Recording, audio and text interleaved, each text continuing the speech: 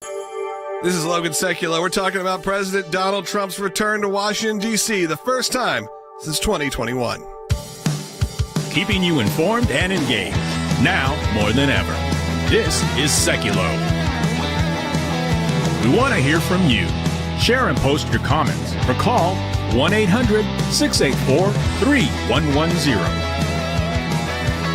And now your host, Logan Sekulow. This is Logan Sekulow. Welcome to Sekulow. Will Haynes joining me, executive producer, in the studio today. We are talking about Donald Trump's return to Washington, D.C. that happened yesterday, meeting with GOP leaders. That's right. Making the rounds as he's only, 15-ish days away, I'm just guessing, from the first debate. I mean, somewhere around there. It's got to be. It's the 27th. Yeah, so I think you're 14th. So, yeah, somewhere around there. 2 weeks. 2 weeks away from the first debate, which is pretty wild that we're actually going to have it. It's coming. You see CNN, they got a counter on there. CNN loves a counter.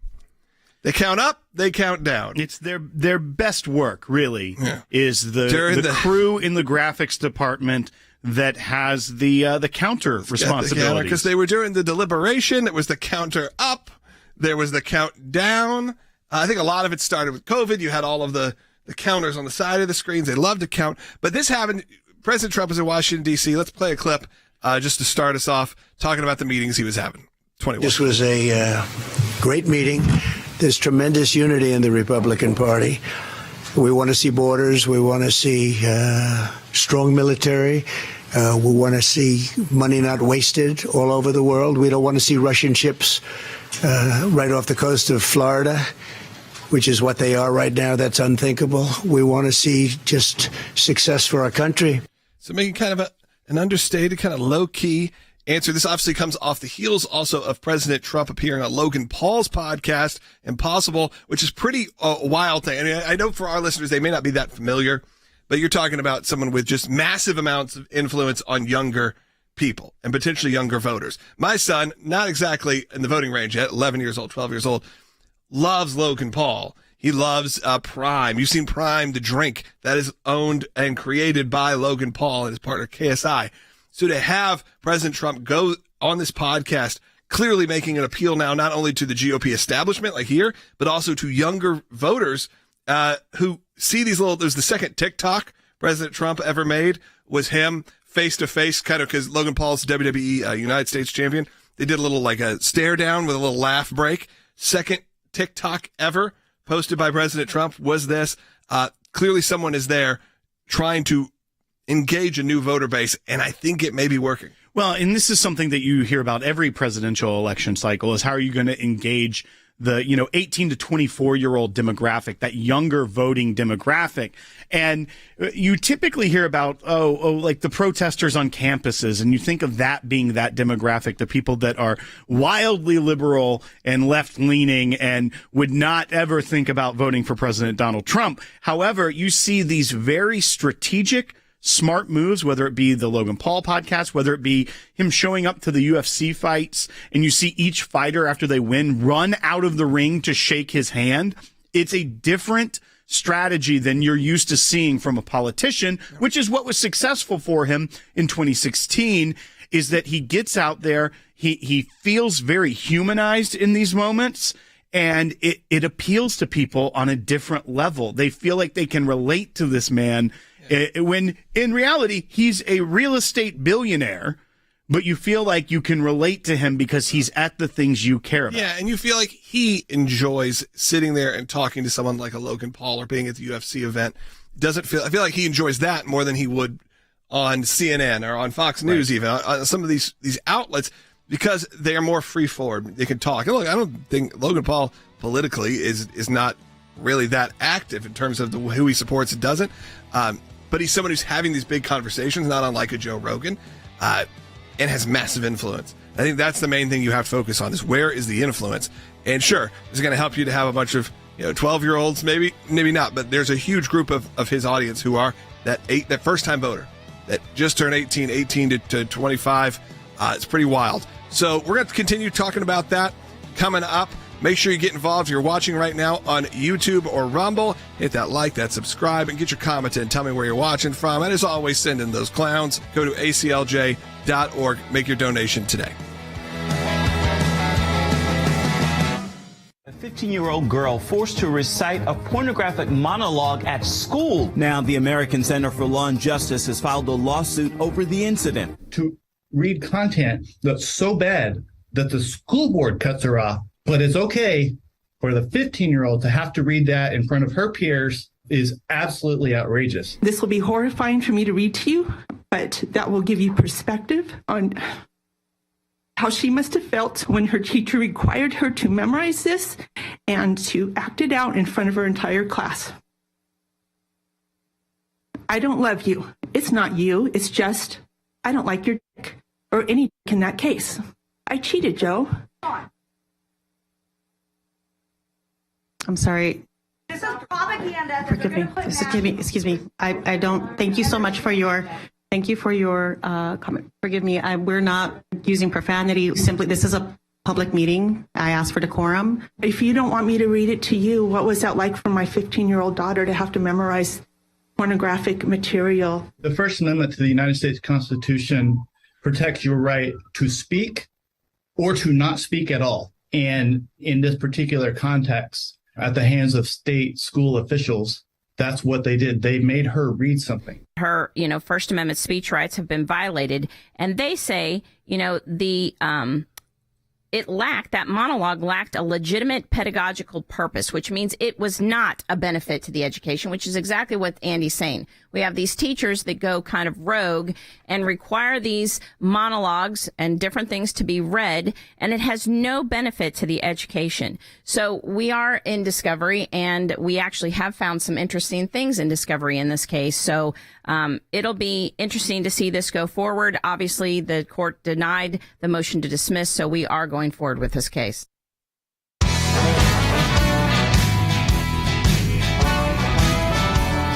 Welcome back to Sekulow. I hope you guys are having a good day. Give us a call, 1-800-684-3110. I always want to focus a good portion of our show on the work the ACLJ attorneys are doing. And right now, Christy Campagnani is joining us live from Las Vegas. Again, a trip. I said, I wish I got invited to that one. Live from Las Vegas. A big update going on. I would love for you to kind of give us a breakdown for those that maybe haven't been watching this show, or maybe they're new. We know thousands of you have just joined our YouTube channel, well over 400,000 now. So people may not be familiar with this case, but we've been involved in this one for a while, and it involves really a parent, who was dealing with the fact that her child, a student at the school, was being forced to read something that was so incredibly vulgar and inappropriate that she thought legal action should take place. We got involved with the ACLJ. Why don't you take it from there? Yep. So we are representing our client who just has turned 18, but at the time this instance happened, she was only 15 in a theater class here in Las Vegas. And the theater teacher had everybody write monologues and then put them all out on the floor and told the other classmates to go and pick up the other individuals' monologues, and they only get to switch out once. So our client picked up her first one. She didn't like it because it was coming from a boy's point of view or something. And so she put it back, and then there was only one left on the floor, and she picked that up, and it was this obscene monologue that went into, sexual content and innuendos and used curse words. And she didn't feel comfortable, but the teacher had already told everyone, hey, you can't switch more than once. And it was the last monologue on the ground, so there was nothing to switch to. So she went ahead and actually performed it on a day when the rest of the class wasn't performing. And it turns out a few months later, her mom found the monologue in her school folder and asked, the school, what in the world, how are you having my child read this? And they responded with, sorry, this is the art school. This is what we do. This was part of the core curriculum. And they completely ignored everything that the mom was concerned about. So she then took it to the school board meeting where they turned off her mic while she was reading the monologue to the school board to show them how obscene the monologue was. And they told her, you can't use this kind of language in the board meeting. So we've come. When you see the clip, and I'm sure a lot of people did just see it during the break. When you see the clip and they go, oh, ma'am, we won't use that kind of language here. And then she does respond very strongly with, well, if you thought it made you uncomfortable, how do you think it would have made my child? And then the ACLJ had to get involved. Absolutely. So we've been in here for a while. We've survived the motion to dismiss with several of our claims. So that means we now got into discovery. So we're here in Las Vegas doing depositions. We're defending our client this morning from the defense counsel. But then we've also had key personnel from the school district that we're deposing and several students. So we're starting to formulate our trial strategy through their answers. And I think you could say that there's actually a pattern emerging from these depositions, that this wasn't just an isolated event. The curriculum has included other inappropriate content for high school classes. And that's the question I have for you is, as you look at this for our audience, you say you're in the discovery phase, you're taking depositions. What does that mean in layman's terms for those that are watching about what the ACLJ are actually doing in Las Vegas this week? Absolutely. So both our attorneys and the defense attorneys are in a room interviewing the potential witnesses for trial. So it's like a discovery to figure out what will happen during the trial. What will these individuals say? And it is on the record. So they have a duty to tell the truth. And then we will be able to have a transcript so that if we go into trial and they say something different, we can say, well, hold on, you said this during the deposition. Now you are lying. And so it is a tool that we use to better defend. And it's also to actually be, on the offensive. And it's also a tool to defend when something comes up that is wrong or inaccurate. And it helps us to formulate our whole strategy going into a trial. We have that clip. I want to go back. I just want to make sure people got to see it. We actually have the clip of the parent at the hearing talking about this, and I want to make sure that those who are just listening get to hear it, those who are watching get to see this again. This is sort of the origin story, and then the ACLJ gets involved. And again, without your support of the ACLJ, without you coming in, making that donation, again, I'm encouraging you right now, halfway through the month of June, we're a little bit down. We could really use your support. Go to aclj.org. When you hear this, know that the ACLJ is there for parents like this, who aren't going to probably, want to go seek out legal help and get charged for it, some enormous legal fees. That's not what we do here. With the individual support from all of you, whether you're an ACLJ champion, that's someone who gives on a monthly recurring basis, or you decide just to give a one-time donation, that alone is what keeps this free for people like this parent. Take a look. This will be horrifying for me to read to you, but that will give you perspective on how she must have felt when her teacher required her to memorize this and to act it out in front of her entire class.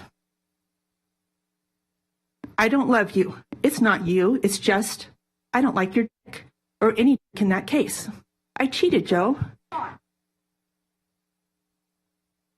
I'm sorry.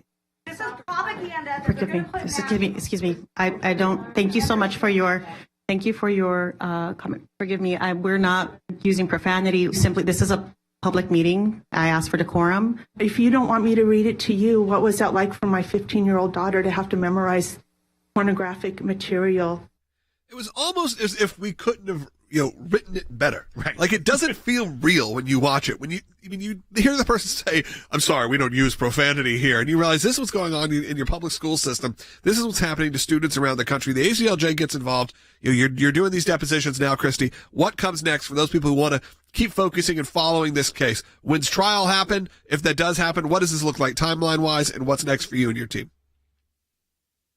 So we still have another round called summary judgment motions. And so what that means is we take all of the evidence that we've compiled through this discovery, and then we go to briefing. And so the defense counsel will argue, look, we've gone through all of the evidence and there's nothing here. These claims are baseless and the court should dismiss this case. Where we'll come and argue, look at all of the evidence proving that there was no pedagogical interest in this monologue, that she was forced to speak against her First Amendment rights, and that, there's enough compelling witnesses that will take the stand that we are definitely going to win in trial. And then it goes through, it could take several months. I mean, I've seen one take up to 9 months where the court sits on it to make that decision. But in the meantime, while the court is making the decision on the summary judgment, we will start continuing to prepare for trial. So the trial more than likely will be sometime in 2025.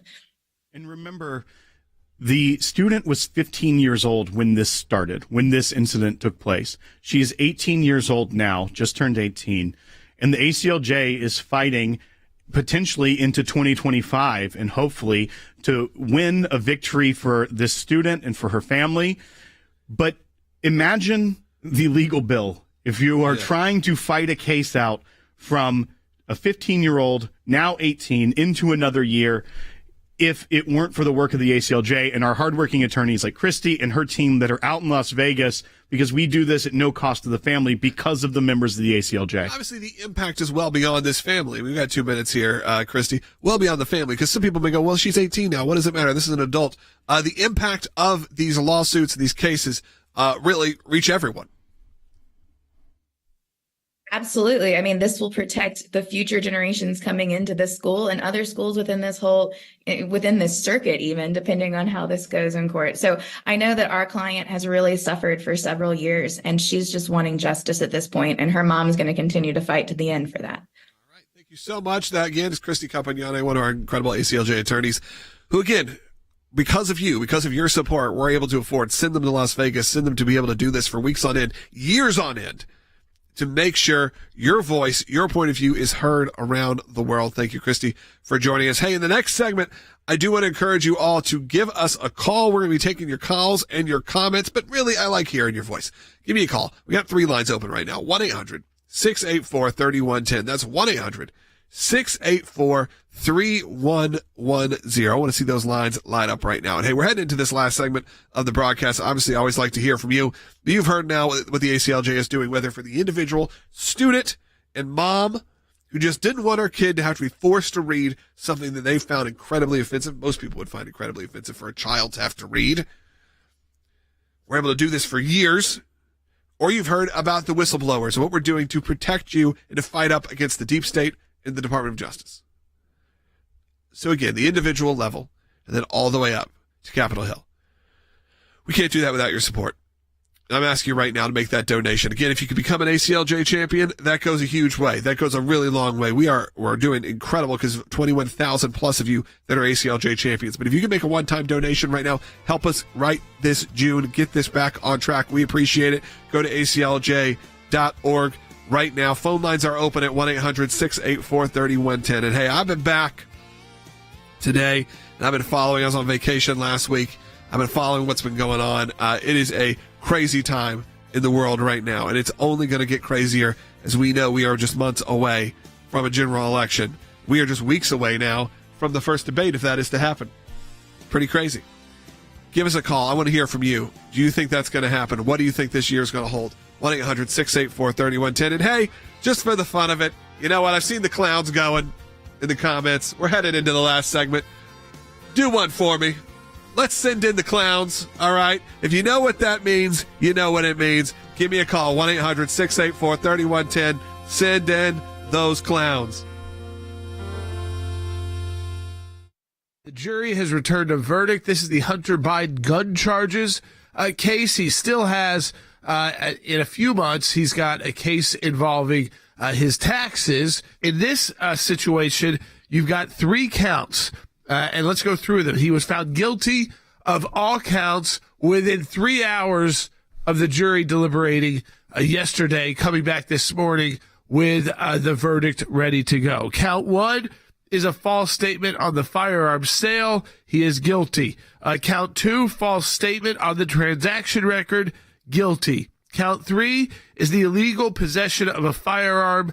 Guilty. And a lot of the evidence, Will, came from the fact that the prosecutor, the special counsel's team in this case with David Weiss, played Hunter Biden's audio book where he talked about both abusing illegal drugs and purchasing this gun. And they actually played the audio book of him admitting to doing that. Typically, if you have some sort of written record, you can introduce that into evidence and maybe they read the passage from someone's book. But this was a unique case where they had an audiobook version and it was narrated and read by Hunter Biden himself. And so the prosecutor was able to essentially, without compelling him to testify, you can't compel a defendant to testify. They can choose to or choose not to.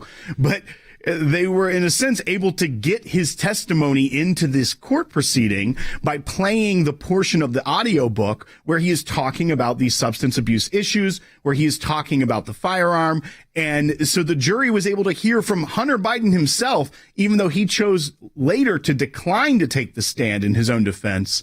They were actually to hear him saying these words which bolstered the case of the prosecution and actually hurt the defense, I feel like, of Hunter Biden in this matter.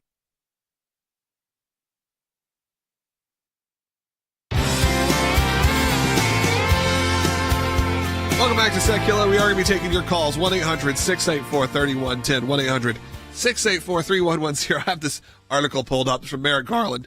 This was his Washington Post op-ed that said, this was the top line subject, the headline, "Unfounded attacks on the Justice Department must end." And Will's got some pieces to read. Again, this is coming from Merrick Garland himself deciding, I'm going to take out an article. I'm going to go put in an op-ed because, man, people are just being too mean to me. Well, and also these are unfounded. Think about this in the context of what we just heard, that within the FBI, under the purview of the Attorney General, you have them asking individuals, have you heard if your colleague has voiced support for President Trump? Yeah. So what we've got here is he says that these are the way that these attacks come in the form of, and some of these are, they come in the form of dangerous falsehoods about the FBI's law enforcement operations that increase the risks faced by our agents.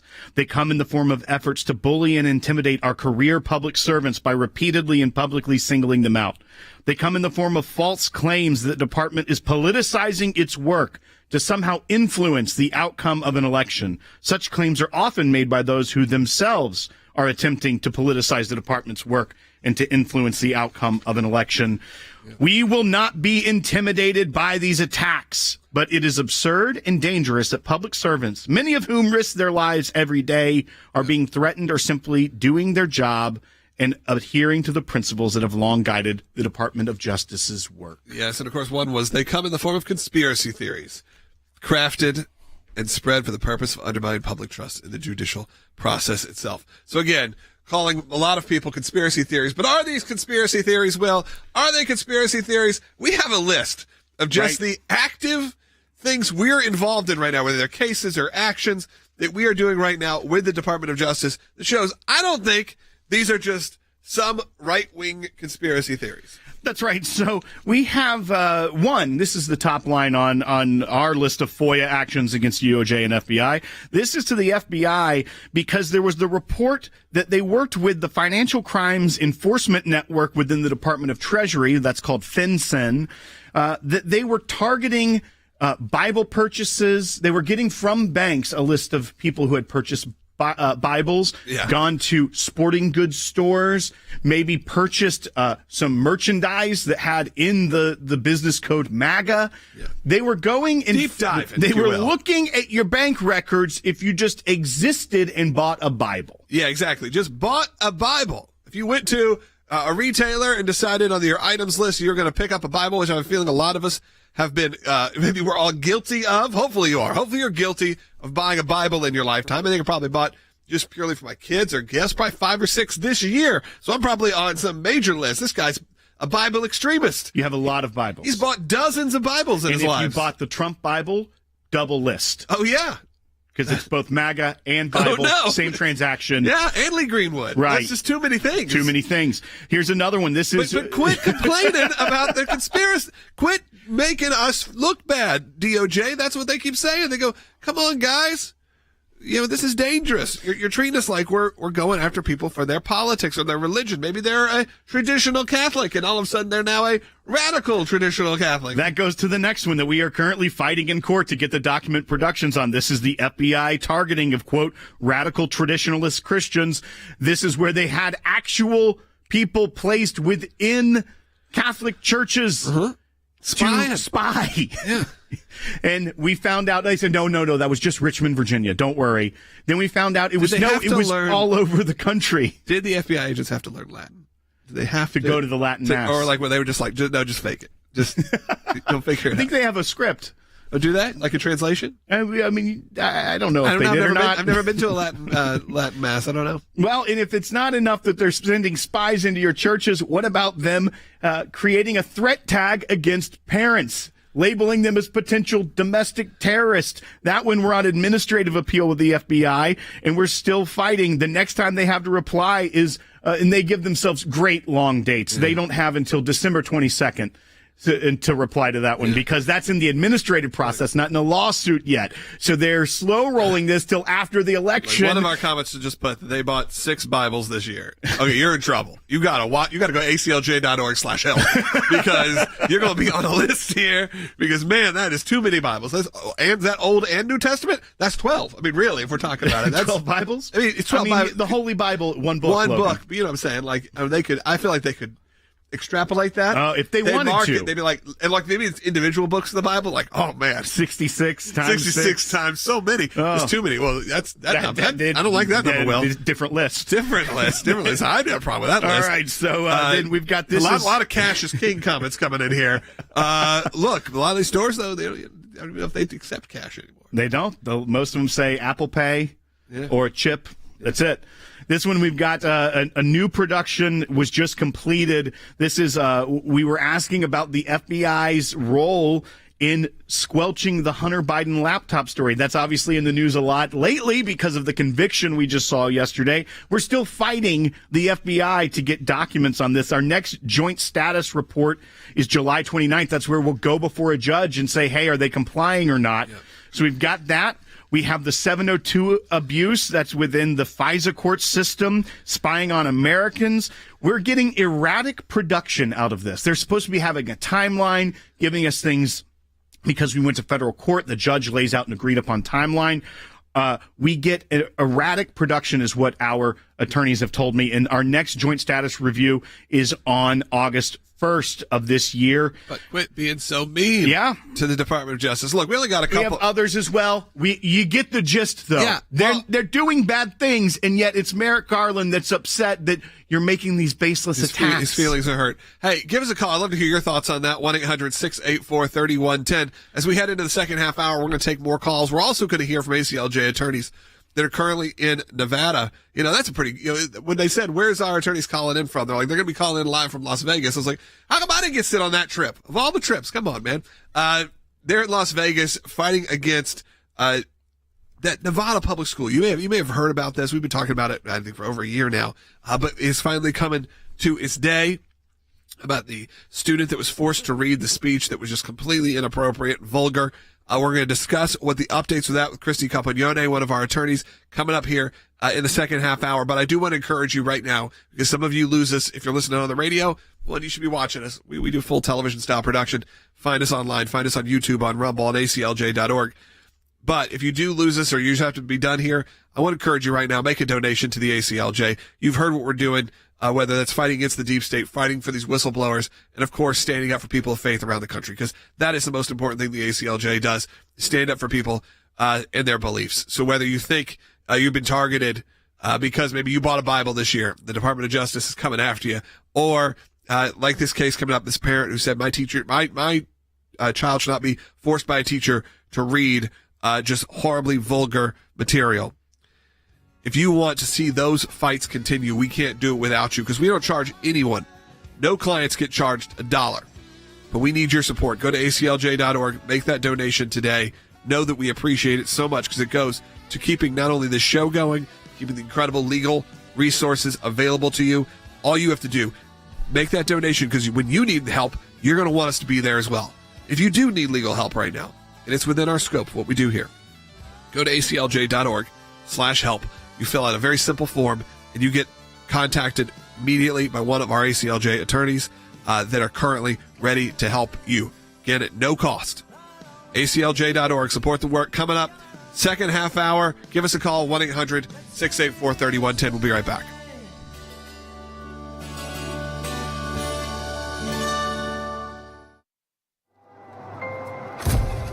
Some people think champions are bored, that it's a title that requires something only a handful can ever possess. There are times in our lives that we are called, every one of us, to step up and serve a cause greater than ourselves. Even when the loudest voices in the room say it's wrong, that it can't be done. It can be a difficult stand, but it's one any of us can make, including you. You can be the change. You can make that difference. You can be a champion. We cannot do what we do without you. By becoming a monthly donor, you can become a champion of life. A champion of liberty, a champion of freedom. Please join us. Become an ACLJ champion today.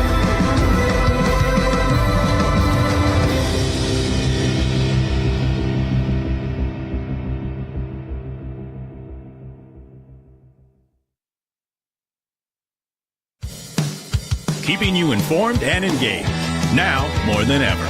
This is Sekulow. We want to hear from you.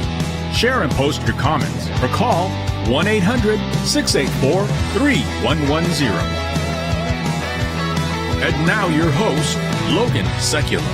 Welcome back to Sekulow. We are going to bounce back a bit and continue our conversation we were having at the beginning of the show about President Trump and his appearance in Washington, D.C. the first time since January of 2021, making his rounds there, meeting with conservatives, meeting with GOP leaders, making some statements. We had some good bites from him. Let's lead with one of those bites, Will. Yeah, this is with the meeting yesterday afternoon after we were off air with President Trump. He met with GOP leadership, both House and Senate leaders, and they came out of this meeting projecting unity on the path forward about making America great, as the slogan goes. So this is President Trump speaking at the podium on Capitol Hill with Republican lawmakers right after that meeting. So this is bite 24. So what's happening to our country is of great concern to the group of people standing alongside of me. And I just wanted to say that we have great unity. We have great common sense.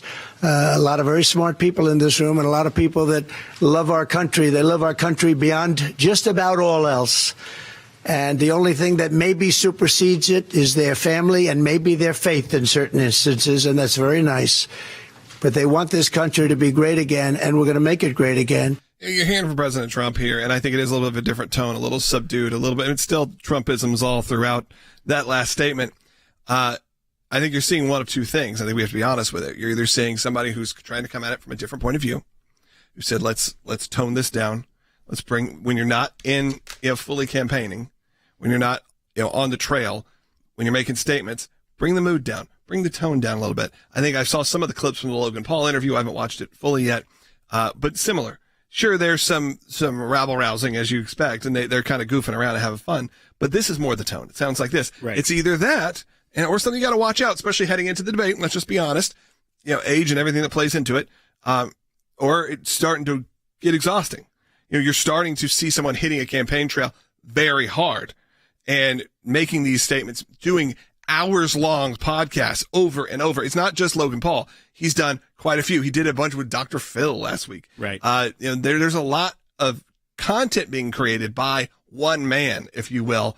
And you got to make sure, usually heading into the debate, that you don't mess up your stamina. Well, as you also bring up that he's now making the rounds.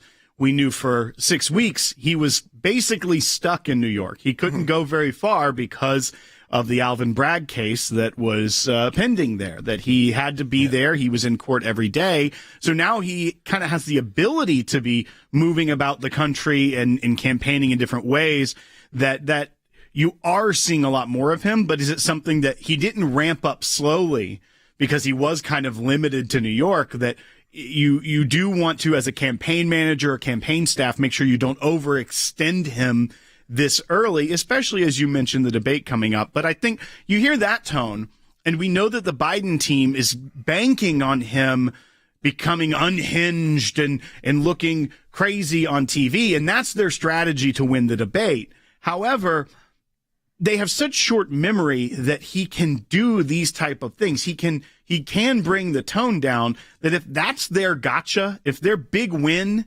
is them being like, oh, optically, that's not going to appeal to everyone. Right. That's not a good strategy for the Biden team going into a debate of thinking, hey, we may not look great, but we're going to make sure he looks worse. Yeah, what do you think? Get your comments in right now. I'd appreciate it.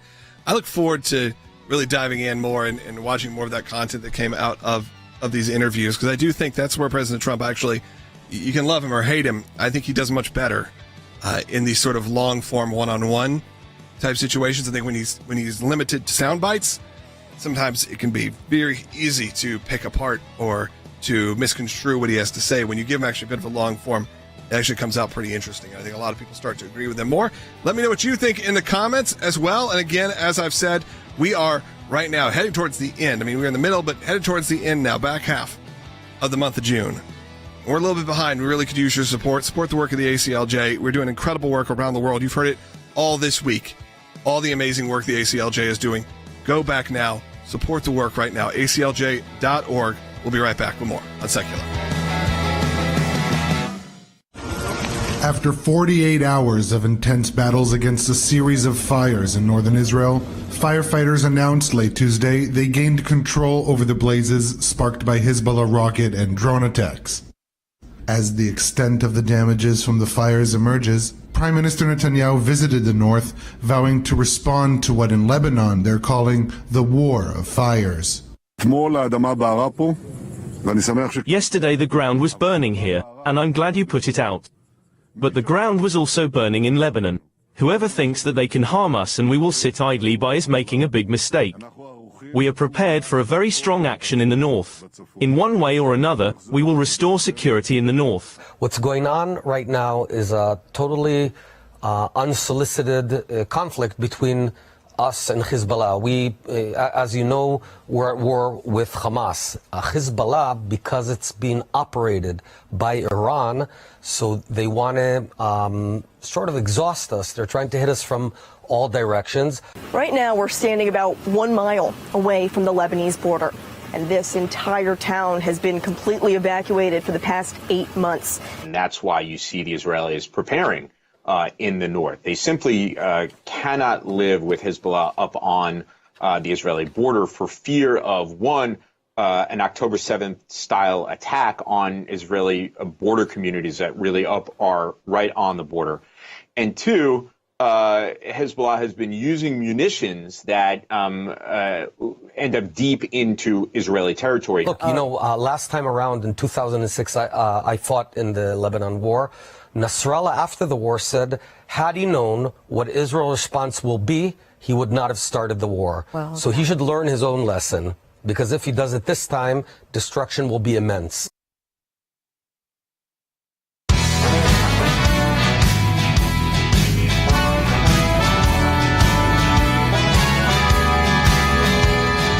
Folks, welcome back to Sekulow. We are going directly to Israel with Jeff Ballabon, who directs our office in Jerusalem. And Jeff, I wanted to go to you first. People who watched the broadcast saw during the break, there's a lot of talk about tensions ramping up on the border between Israel and Lebanon. This would, of course, be to make it easier for people. It's Hezbollah, of course. It's been on that border for a number of years, but they're starting to see movements, that violate, by the way, UN resolutions already. I mean, that have already kind of crossed the line into what would allow Israel to respond. But as we hear from Israeli leaders, there is that concern that you're getting hit from all sides. The resource issue, the relationship with the United States, and the fact that even the PR issue of what it looks like again, when you've got another group that will be hiding behind, taking you into towns, taking you into cities, taking you where there's kids, and having to fight urban warfare, like we saw in the last war with Hezbollah. But what is the feeling right now in Israel? Is that second front about to open? The feeling is that it's inevitable that there will be a war there. The question is how big it will be, how limited will it be, what the goals are. And also, let's just put this in a little bit of context, Jordan. Lebanon was a Christian country. Hezbollah now controls it. And unlike Gaza, where the overwhelming population supported October 7th and cheered and celebrated the horrors of October 7th, it's fairly clear that certainly most of the Christians in Lebanon aren't interested in having a war with Israel, but because it's really a proxy for Iran, it's controlled by Hezbollah, which is another giant terrorist group, it's another Iran proxy, they really have the control there. So now the problem is you have a population that isn't really even supporting this, that of course Iran is driving to war with Israel.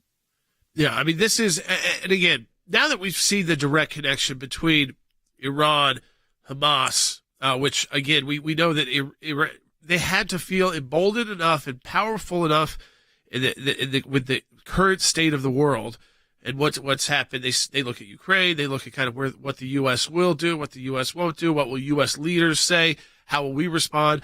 They thought, okay, we could even support an attack like October 7th, We might get the criticism for a week or two by the world, but once Israel starts responding, the PR campaign will be, unprecedented against Israel, and we've seen it go to the next level. And if they're looking at that and they're saying, well, we could get involved here in another conflict, because it didn't work out so well when Iran tried to launch from Iran. I mean, they launched, their 1,000 missiles and drones, and not one really struck. I mean, so that was not successful. So they've got to go back to this theory of use your proxies. That's much better. And then Israel fights back against the proxies. And it also creates this PR struggle of how you want to frame up who's the good guy and who's the bad guy. And it was totally flipped when it comes to the conflict that began after October 7th in Israel, which had to respond like any sovereign country. I mean, I would imagine, Jeff, at a time when Israel is already, there's a lot of pushback on Israel at the international level, that this even makes it, I mean, you can't really think about that as the leader, but certainly for the people of Israel, you kind of start feeling like you are alone in the world when these atrocities can occur and no one totally has your back. Well, they used to rely on America, and the current administration has taught them they can't rely certainly on America under this administration. And, when we started, talked about this, about how the war has been in the South, in Gaza, but the truth is that there has been an ongoing confrontation on the Lebanese border since the beginning, since October 7th. Immediately, Israel had to send its troops up north, and the north has been evacuated. Now they've had to evacuate more. There are 80 to 100,000 people who have not been able to be in their homes because their homes have been under fire throughout this period of time. Meaning all these months, the people up north are homeless because their homes are under fire.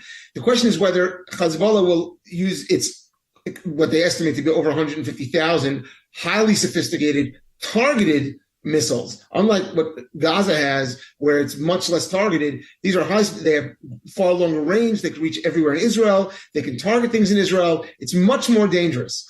And so the consequences of that war are something that Israel always thinks very carefully about. They've always tolerated some limited level of terrorism, but what's happening now is they are elevating it, as you just said, thanks to Iran. They're elevating this into potentially what might look like a full-on war. But what they're trying to do is tweak it so that Israel has to take the first step and says, "Oh, Israel started this war." And these guys know, and they just saw this. No matter how evil and horrific they do things to Israel, when Israel tries to defend itself, the world will still condemn Israel. Yeah, I mean, they videotape it. They wear cameras. They can show it. I mean, it's again, we've seen we saw it. It was interesting because when we saw that kind of imagery out of Syria with ISIS, no one thought for a second that we didn't have to do something. And yes, we did see ISIS-inspired attacks, ISIS kind of reaching out using social media attacks in our own country that were horrific. So it brought it home maybe a little bit more. But the fact is, I mean, we've got U.S. hostages still in Israel. We know that there have been U.S. citizens killed by Hamas. That should bring it home just as much. And we've seen the level of violence, the level of cruelty, that this is not soldier versus soldier, military versus military, when it comes to how these groups like Hamas or Hezbollah will act. And it's not even about how they will treat their enemies, which is horrific, what happened on October 7th, but even how they will treat the families in their own communities that they hide behind, the children, or the women and children that they hide behind. So Israel has to take that into account at a time when anti-Semitism is probably at its highest level in recent history, where it's so publicly on display without serious consequence. I mean, you've got, again, a couple university professors removed, presidents of universities and things like that. But still, these protests continue, and especially at the international level, where Israel has continued to lose support for responding. And I think about France, I think about Germany, I think about these major countries. If something like October 7th happened to any one of their cities, I mean, I don't think that the country that was responsible for doing that, or the group responsible for doing that, would exist at this point, or anyone related to them. I mean, I don't think there'd be any talk about rebuilding or what it looks like or what that group looks like or their governing group in another city. I think it would be wiped out, like ISIS was totally wiped out. They might try to come back, but in a different form. But Jeff, when it comes to Israel, they've got to stop. You've got to halt. And that's what we've gotten that call since a week into the conflict that there's got to be a ceasefire.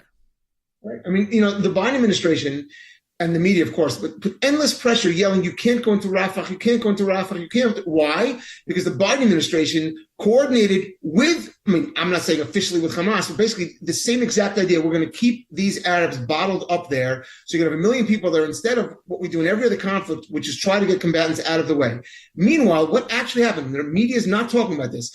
The IDF, despite Biden, went into Rafah. They claimed there was going to be massive civilian loss. The actual statistics that have come out now is in Rafah, in this horrible urban warfare, jam-packed with people that America was yelling about, the kill rate of actual terrorists to civilians, it was 10 terrorists for every 1 civilian. That's 0.1 to 1, non-combatants to combatants, unheard of in history. 0.1 to 1. Usually it's like 5 to 1, 9 to 1, 10 to 1, 20 to 1. 0.1. And that's what happened there. And so Israel's just trying to defend itself. It did the right thing. Thank God it did not let the Biden administration pressure it to stop doing that. But Jordan, it's because Israel is just an avatar for the way Jews are treated. And, what you just talked about, the hostages, Douglas Murray, who's a commentator who talks about this a lot, makes this point. He says, if you put up a picture of a dog that was missing and someone ripped it down, everyone get angry at that person. Like, what kind of person rips down a picture of a missing dog? Meanwhile, in every single city in the world in which these pictures of the Jewish hostages, the babies are hung up, they're being ripped down. Every city in the world outside of Israel, they're being ripped down. And so this is the problem. Israel's being treated as a pariah, not because of what it does, but because it's Jewish. And those who support the Jewish people support Israel. But those who currently run America do not support the Jewish people and are hostile to Israel. Yeah, and you're seeing that hostility much more public. Yeah, it's public. It's in the policies. It's in what the U.S. isn't doing, and even what the U.S. is doing. It's like the Biden administration is trying to play almost both sides, which is just. I think they are trying to play both sides, not almost, by saying maybe we'll let you have these weapons. We might let you replenish the Iron Dome, but not if you take this step and if you do this action. Jeff, I think what you pointed on to something we'll continue to talk about here on the broadcast. I appreciate everything you're doing in Jerusalem for us at the ACLJ. And again, in office, folks, that we're able to keep going throughout whatever's happening in Israel because of you and your support for the ACLJ. And again, standing with the Jewish state of Israel, so important for us at the American Center for Law and Justice through those times of peace and through these times when, again, standing with Israel is a bigger statement, even inside the United States of America, which is saying something about the state of our country right now, but it's true. And you have to just be true and be honest. It can even be happening inside your church right now. 1-800-684-3110 if you want to join us. We'll be right back.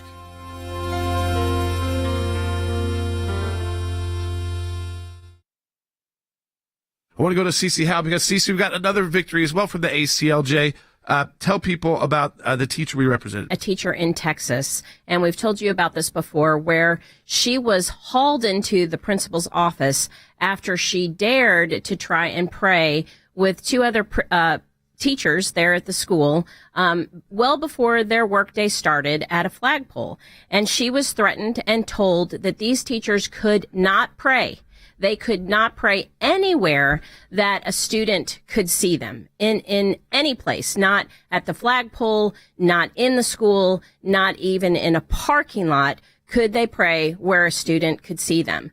So we, of course, immediately sent off a demand letter to the school, and, they kind of doubled down on their position, did change partially their position, and we had to file suit. And we went to court. The judge confirmed in his ruling that the school cannot stop our client from praying where a student can see them. And so that was really a really good win for us. Once again, it shows how the ACLJ can get involved and quickly get confirmation from a judge in this case that confirms our client can pray in her private time, even if she's in a place where a student can see her. Logan, I look at these 2 issues. You say, wow, these are those issues that they never stop. Liberal, activist, this is the superintendent for the New York Department of Financial Services. I mean, so people are not really always paying attention to who that is, but very powerful. Telling major companies, if you insure a group like this, conservative group like the NRA, we're going to investigate you. Right. And maybe you can't do business in New York. And then, or the teacher being told you can't pray.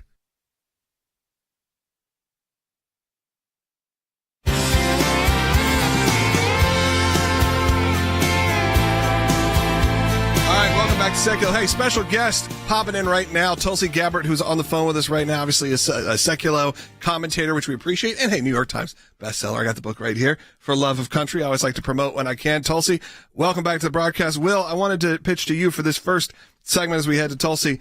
There has been a lot of talk. I've seen it over the last 24, 48 hours. I think headed towards the Olympics, even there was some discussion coming up about sort of terrorism starting to kind of be on the rise. And we know now that there was some plots that were actually planned out and they were thwarted, thankfully.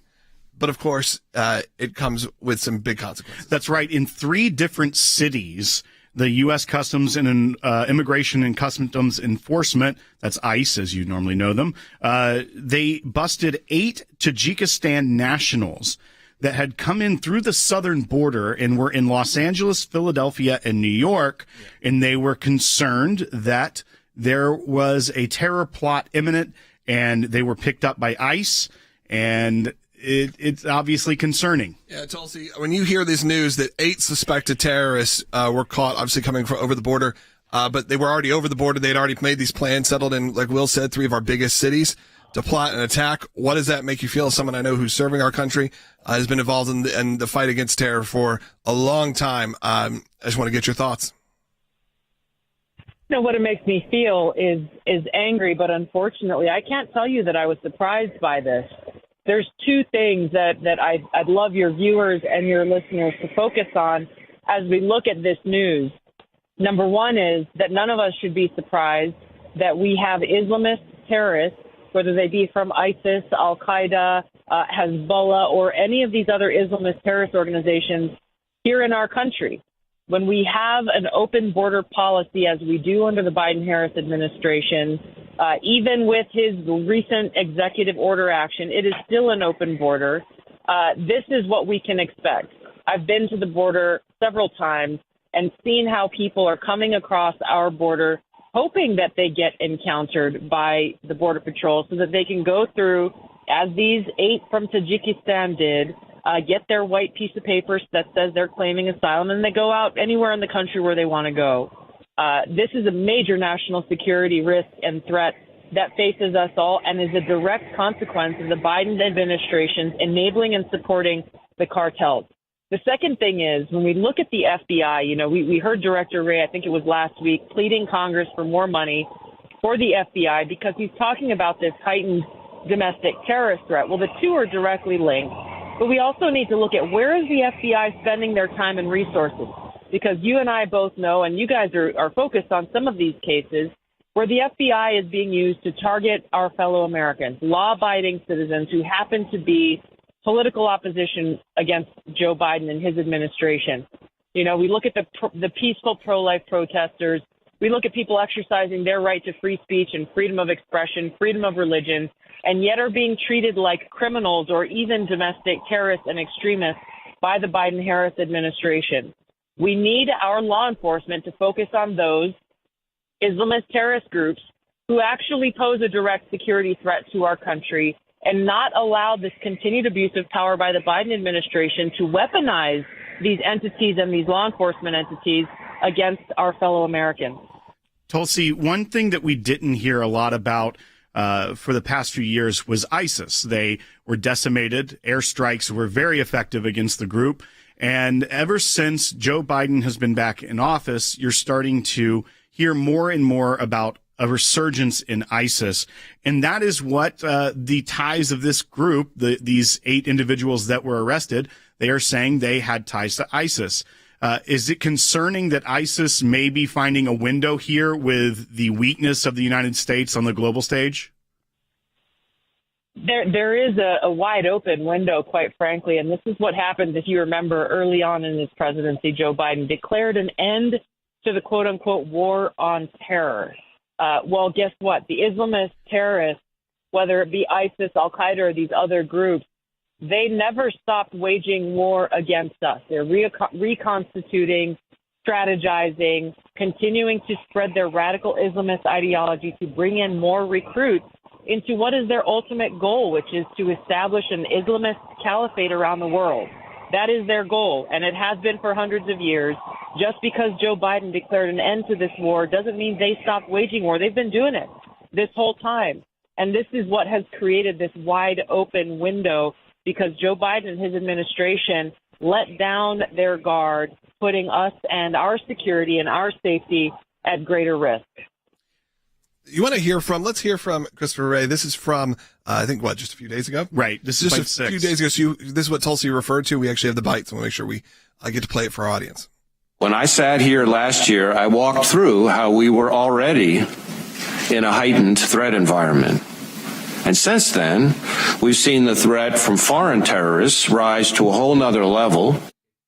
Yeah. Tulsi, I have a question. When you hear something like that, then you also know that they were vetted and they were able to make their way up to this level of terror plot. Is there a turning point here where you see an administration actually start taking real action? We know that they, allegedly, like you said, they say they closed the border, whatever that means. Or are we too far gone in terms of this administration? We are very far gone. I hate to say we're too far gone. I think, again, refocusing resources towards this radical Islamist terror threat that we know exists within our country is essential. Hearing Director Wray make these statements, it's a little hard to take him seriously, given he is the same director who has said that Christian nationalists and white supremacists, that these are the greatest domestic threat that we face. When we hear President Biden say that MAGA Republicans are the greatest domestic threat to democracy, their words don't carry much weight when we know that they are weaponizing these public institutions for their own political interests. What he is saying about this increased foreign terrorist threat, Islamist terrorist threat, is true, but it's coming about as a direct result of their policies. This is another reason why this election is so important. We cannot trust these people with our safety or our freedom or our security, because when it comes right down to it, they will put their personal and political interests ahead of the interests of the country. We've got five months to make this change. We've got to make it happen. Tulsi Gabbard, thank you so much for joining us again. Her book, For Love of Country, is out. We always appreciate her views and opinions here on the Secular Broadcast. With this show, you get such a wide group of people come on and have commentary. And a lot of times they don't necessarily always agree with each other, but that's what we do here. We provide you guys options. You get to actually hear from people who are there. You have someone like Tulsi, who has obviously served our country in so many different ways, and is now able to come on here and have real discussions about what's happening on, whether it's our southern border, whether it's with terrorism, whether what's happening in politics. Again, her book is out. I encourage you to get it. Just because it's a good read and it's a good time, especially if you're someone who maybe is on the fence and they don't know politically where they stand right now. She is someone who has had that change. You should go take a look at her book, For Love of Country, Leave the Democrat Party Behind. Thank you, Tulsi, for joining us. Subscribe to our channel. Hit that notification bell. Tell your friends about this show. Tell your friends about the ACLJ. Do all of those things that you can do that cost absolutely nothing, but mean so much to the organization. And obviously, if you can, you've heard us going around the country today, whether that's in Las Vegas, fighting for the individual parent and student, whether you heard what we're doing with the Biden deep state right now, and what's happening with the whistleblowers being targeted just purely for their political beliefs. We can't do any of that work without you. So I encourage you right now, as we go off the air in 15 seconds, go to aclj.org. I want to see that number spike in donations over the next minute. You can be a part of it right now. aclj.org.